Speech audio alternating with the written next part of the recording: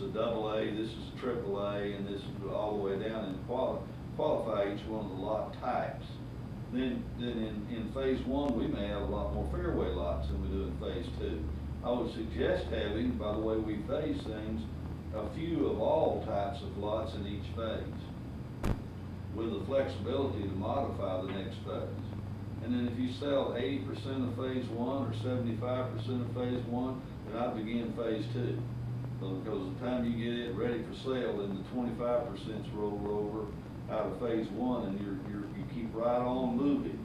A lot of people make the mistake to sell out 100%, and then they got this dead period before they can produce more real estate, and it's almost like starting up again, and that's kind of hard to do. You want to keep your momentum going forward, but you don't want to get so far out in front of yourself that you stumble.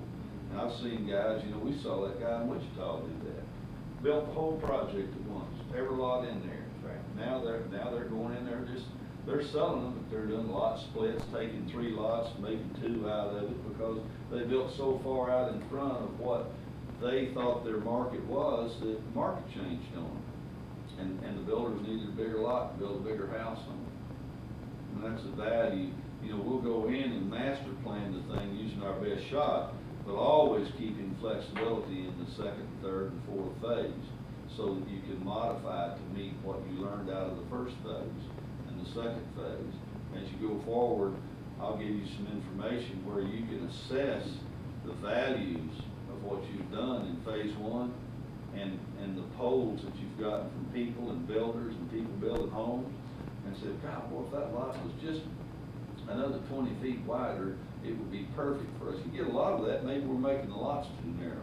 Or maybe, boy, this lot's just a little bit more expensive than we need, we don't need one quite that wide. And maybe we got a smaller market.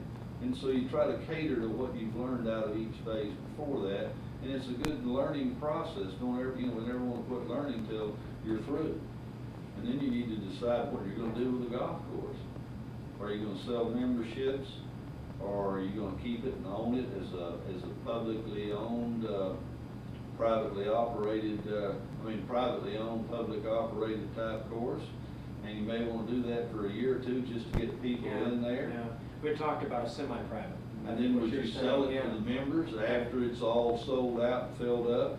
I'm a member, you know, but let's say I'm You a. attach a lot with, a membership with a Membership to a lot. lot. I mean, that's Right, very popular exactly. too, you Look know. what they did at Desert Highlands.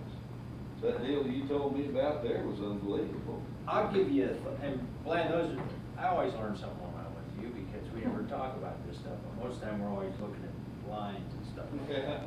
But no, you're right about all that stuff, because the market does change, you know, and I've seen that when I started thinking about that. But I'll tell you somebody that I think 2 people that you ought to talk to, just a thought, don't have to. I'd talk to Dick Bailey. I couldn't think of a better guy that might be interested in helping you. I don't know what he's doing. He's designing courses, but he's only doing about 1 at a time. But he was a developer at Singletree in Vail. He was a developer at Desert Highlands and a developer at Forest Highlands, and he just got out of the business. He basically got tired and wanted to get into design, you know. But Dick has a very interesting background, but from the standpoint, he could be a great resource, great friend of mine. And Judy McCombs, this girl, she sold more lots at Forest Highlands by double, and she has sold more lots by 7 times up in Bend, Oregon. She left Forest Highlands, her and her husband, and you talk about a marketing, you know, salesperson, ran the promo deals for 2 different sites that we did. She killed them up there in Bend. She sold as many lots in 4 months as she did in 2 years in Forest Highlands in Bend. Well, 7 to 1 over the next guy. She is a smart girl. And then she's the type of person with her husband and having kids, they might be interested. they'd come down for a couple of 3 years and do it. You know, who Yeah. knows? I'm not Yeah. speaking Yeah. for them, but I mean, that's why they went to Bend. Well, it does They make ran a out of difference. product in Forest Highlands, they wanted to change, and they went up to Bend, they love it up there, but you know what? I'd give them a call. Yeah, it wouldn't hurt. I wouldn't hesitate to at No. least call and talk to him, Yeah. because We played golf in Bend just last spring. we did a course Yeah, there that's called right. Broken Top. It'd be worth a trip up there. Yeah, we didn't play